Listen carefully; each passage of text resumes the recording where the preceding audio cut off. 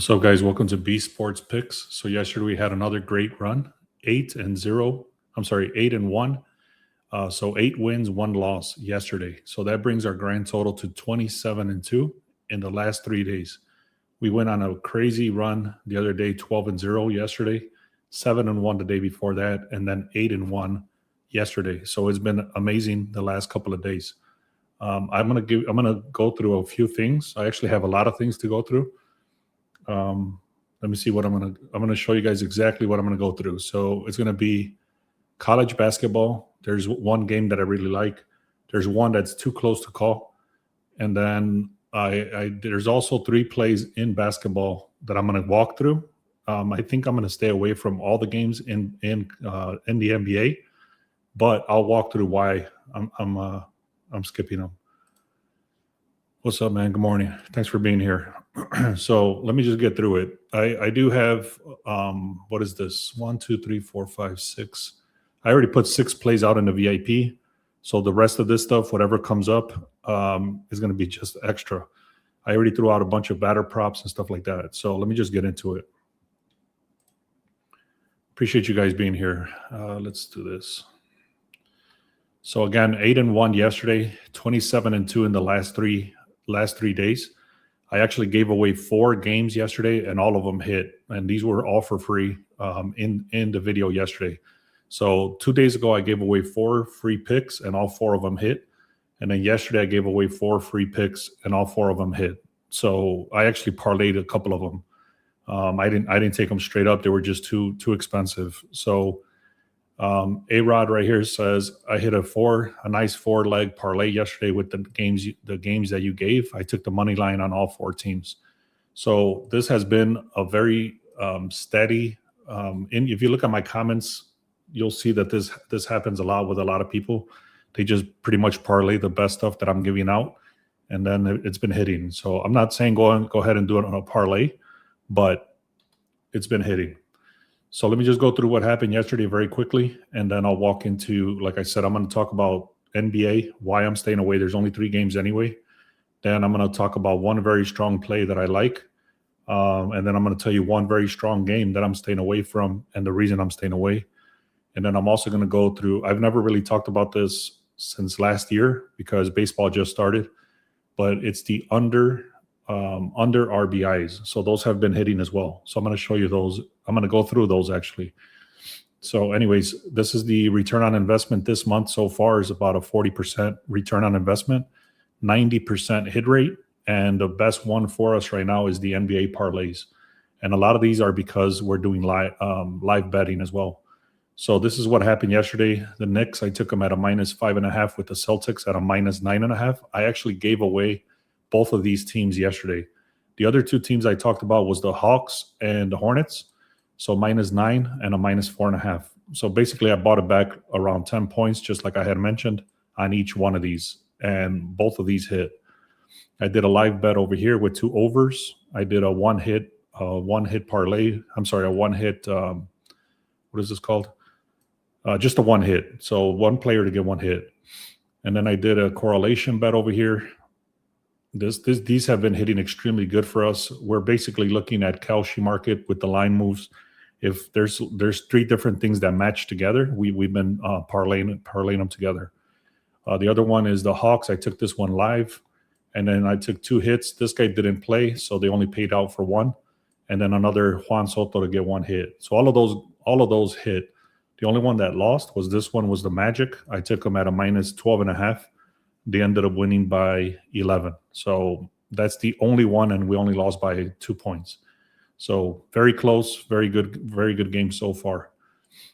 Let's get into it. So basically, I'm going to be using this SharpEdge tool. This is what I use every single day. If you want access to this, it's 2 weeks for free. Check out the link in the description for that under tools that we use.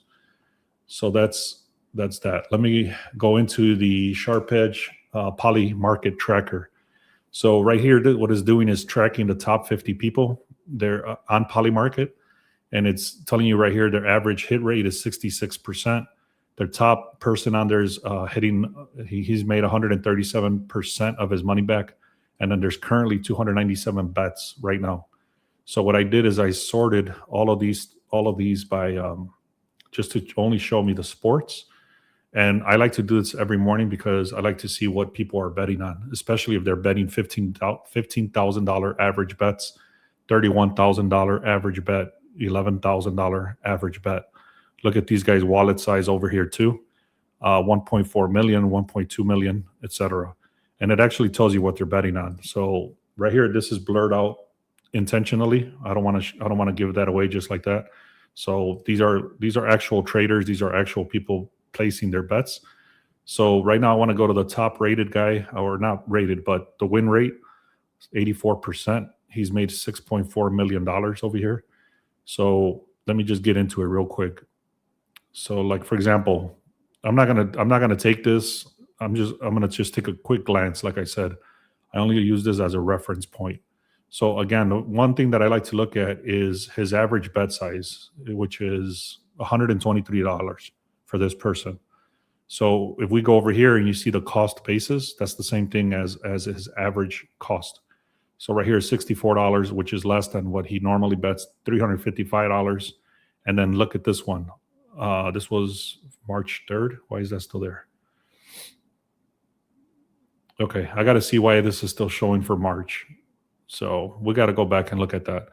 But anyway, that's his open positions. So it literally just tells you what they're betting on, what their current stuff they're looking at. So for example, Stanley Cup, they do long-term bets and stuff like that. This is where this becomes really, really powerful.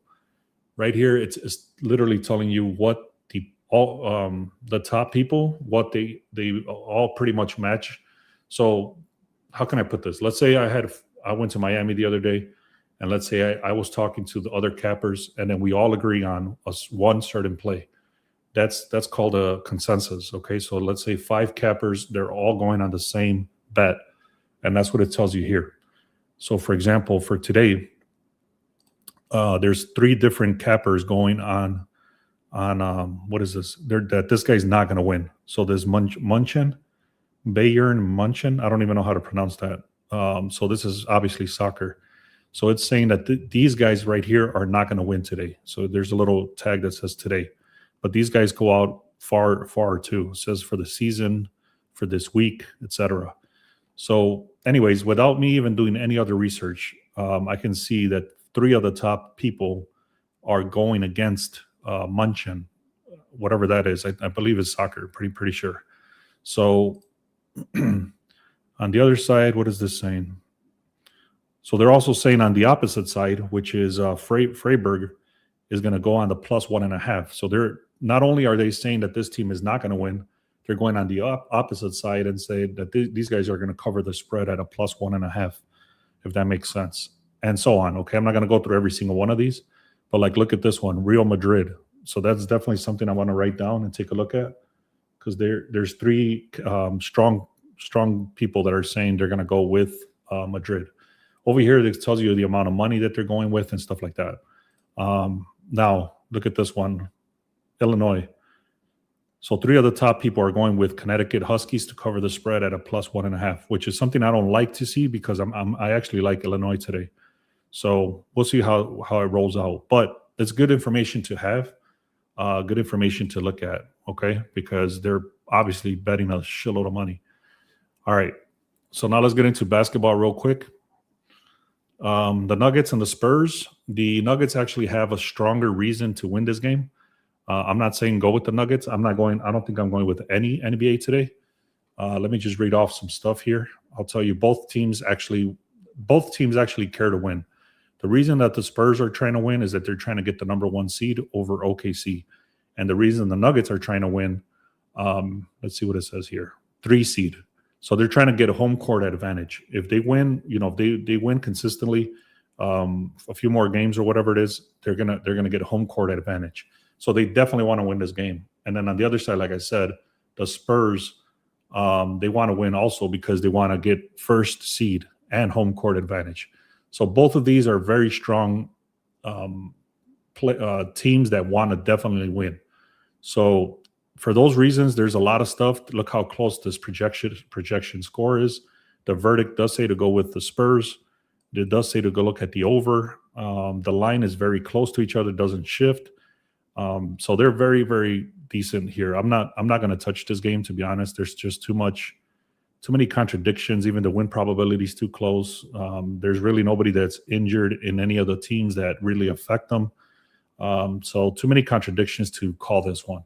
I'm staying away. If I was forced to take somebody in this position right here, because the Nuggets are at home and everything that I just explained, I would probably take the Nuggets on the +2.5. Like I said, I'm not taking that. Don't quote me on that. But I would take the Nuggets because they actually do want to get the home court advantage for the playoffs. This is the one that I was looking at extremely hard. I actually definitely wanted to bet this one, but I'm staying away. So there's a few things, the reasons why I'm staying away. Number one, 76ers are on a back-to-back, so that's already a negative. So they're already tired. And then Pistons, they're obviously missing Cade Cunningham. Cade Cunningham is their top shooter. So he's not going to be back till at least another week. And then what else? What else we got here? So basically, the reason I was going to bet this one too is that the Pistons already locked in the number 1 seed. So they really don't have a real good reason that they need to force this game at all, especially because, like I said, they're already number one seed. Philadelphia does, however, need to win this game because of seeding. But again, they're on a back-to-back. This line is shifting in the favor of Philadelphia. And then they both pretty much match on the ATS trends. They both have had the similar schedules. It does show Pistons outrank them over here on the money line situation. And then the one that made me really stay away was this one, the defense. These guys are B grade versus A grade, okay? And like I said, they're on a back-to-back. Defense is weak and the injuries. So that's the reason I stayed away. Look at this right here. Joel Embiid is questionable. Paul George is questionable. For those reasons, I'm staying away. The one that stood out a lot is the Heat, but it's such a crazy number. I think they want like -12 versus Washington. I'm not touching that game at all. It's just too crazy. I'm not touching it. So now for college. In college, I looked through every one of these games, the ones that were mentioned to be the strong ones to look at.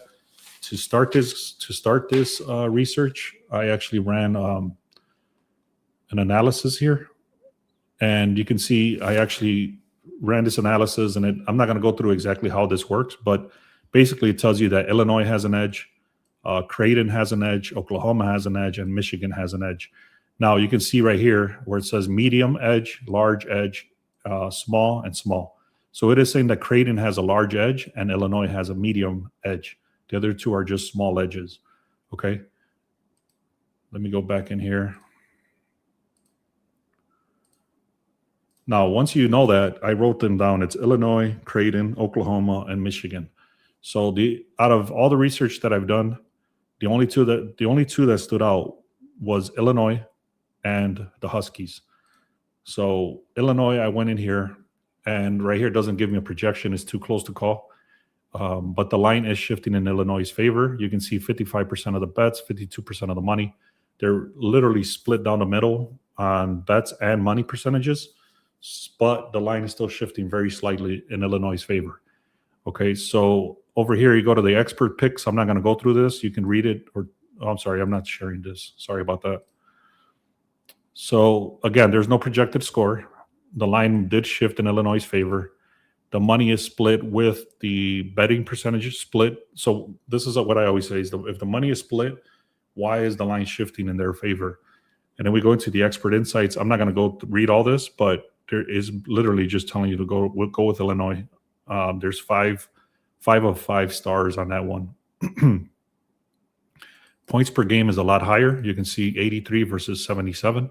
Defense is a little bit weaker. They allow 3 more points than the other team. And if we go into the deeper research, which I already did, everything points towards Illinois. So what I did is I actually bought it back to the original, just the money line. That's what I took. So that's my free play for you guys. I'm going to go through the player props for the RBIs.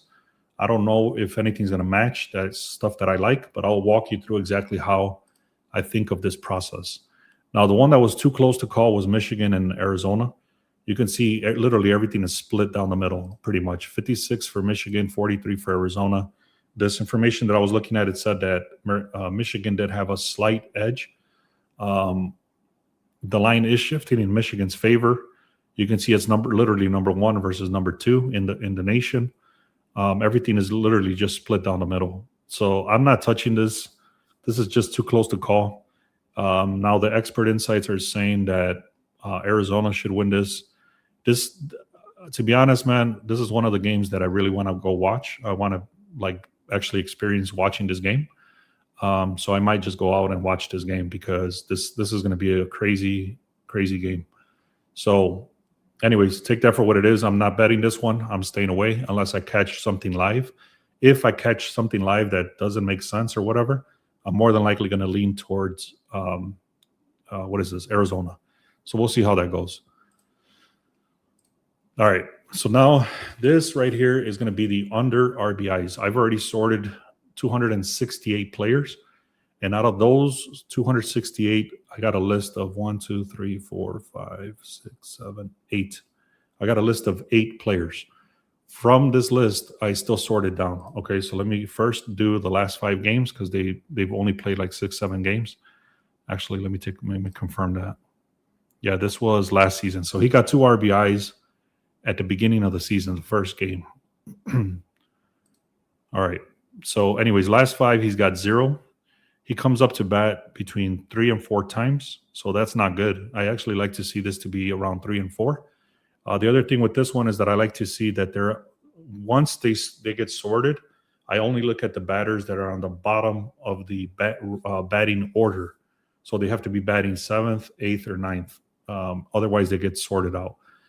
Okay, so anyways, that having said that, if this guy's coming up to bat 4 times per game, and he's on the bottom of the batting order, that means they're hitting a lot of hits. They're getting a lot of hits for that team.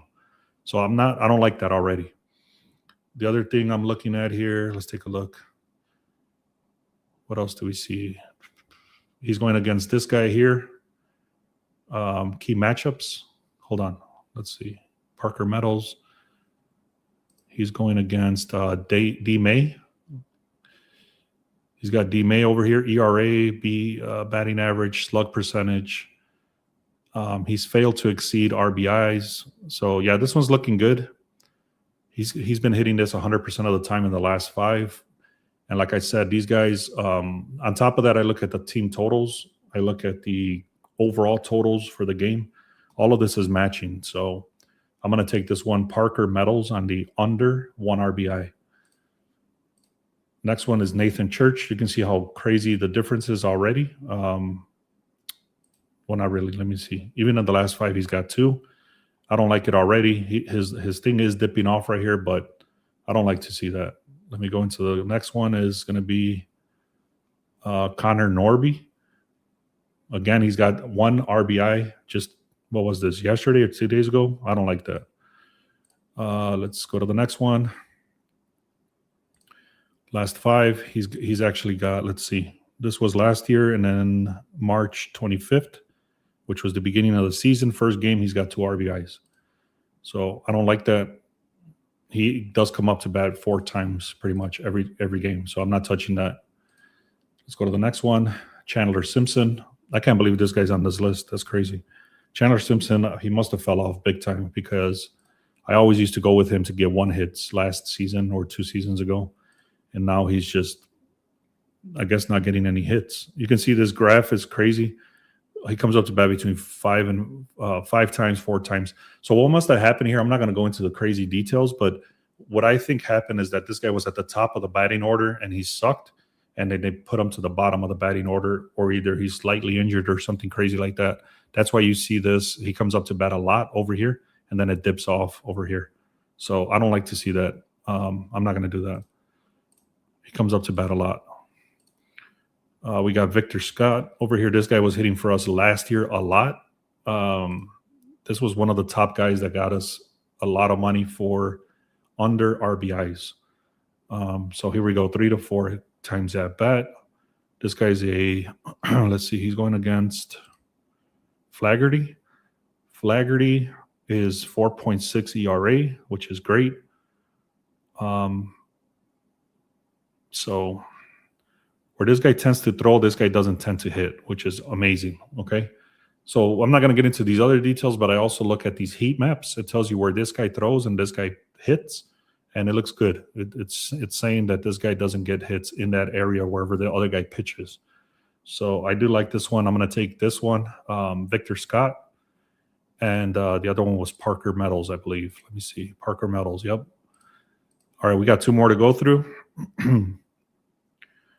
Austin Wells from the Yankees. Yeah, this was last year, so that doesn't matter. He hasn't got this at all, 3 to 4 times at bat. He's going against Mayer. Mayer has got a 4.73 ERA. You can see he pitches a lot on the bottom. This guy doesn't get any hits on the bottom. Let's see what else. He hasn't gotten this pretty much all season. He does come up to bat a lot, and then the Yankees have been pretty decent, especially the first game. So I'm going to have to do some deeper research, which I'm not willing to do today. So I'm going to skip it just because I know the Yankees get a lot of hits. So I'm going to skip that one. But what I would do, and in this case, if I had more time, if I had more energy, whatever, I would go and look to see the exact team totals, what they're projected to get. So like how many hits they're projected to get today. So that's what I would have done if I'm not going to do it. I'm not going to go through all that for one batter today. But anyways, this guy right away, 4 to 5 hits. 4 to 5 at bats, and he's got 0 over here. Another thing I like to look at is the odds. If the odds are like super low, I don't like that. Actually, I like to see it super heavy. Reason being is that for them to get an RBI is very difficult. Has to kind of be the exact circumstances in the game to get an RBI. And if you see these odds that are super low like that, it doesn't make sense. These odds should be minus 300 and above. Like, for example, let's go back to this one. You can see the odds are like 450, etc. So you would have to parlay both of them or even 3 of them. Okay, so that's what it is. I'm taking Parker Metals. I'm taking Victor Scott. And then let's look at Ryan Jeffers. The odds are very low. He does come up to bat a lot. So I'm not touching this one. All right, guys, let me know if you have any questions. Otherwise, I think we're good. Again, we've been hitting this amazing streak. I've been hitting these live betting stuff. Let me show you that scanner real quick because I just updated it, actually. I'll show you that. See, last night I added baseball to this. So you can see right here, I'm not going to go into all these crazy details, but I know it looks crazy. But like, for example, baseball, right now it's saying that the first game starts at, 4 o'clock, 7 o'clock, 7 o'clock, 4 o'clock. Okay. But what happens is that when this goes live, for example, this goes live, this open number here and then this current number. I'm not going to go through all these details, but basically I've done other videos on my other lives. If you want to check these out on when I'm actually running this live and how I think about this stuff, these numbers start shifting dramatically. So for example, in basketball, if they started at a -1 or a -3 or whatever, and then currently they're at a -10, obviously that line is shifting dramatically. So if we're tracking these line movements, then you can buy it back to the original line or stuff like that. And then you do 2-leg parlays. And that's what's been hitting a lot on these live betting. So anyways, I'll make a different video about that. But the reason I show you this now is because I just added, we just added baseball to this yesterday. So you can see the over-unders. So one example I'll give you is that the line shifted 1 point right here. It started at a +8.5. It's currently at a +7.5. It shouldn't say plus right there. Like I said, I just added baseball, so it should not say plus right here. It should just be 8.5, and now it's 7.5. So it dropped 1 point.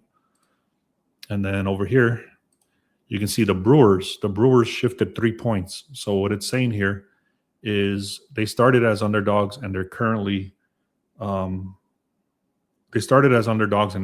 favorite. And that's a big shift because in baseball, it's pretty much they moved three runs, which is crazy. So there's definitely something to look at. And that's why this 3 is telling you it moved 3 points. Same thing with the Pirates.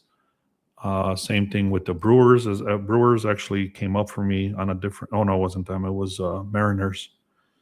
So we'll take a look. There's a lot of 3-point movement. I got to check why this is happening. I want to make sure this is good.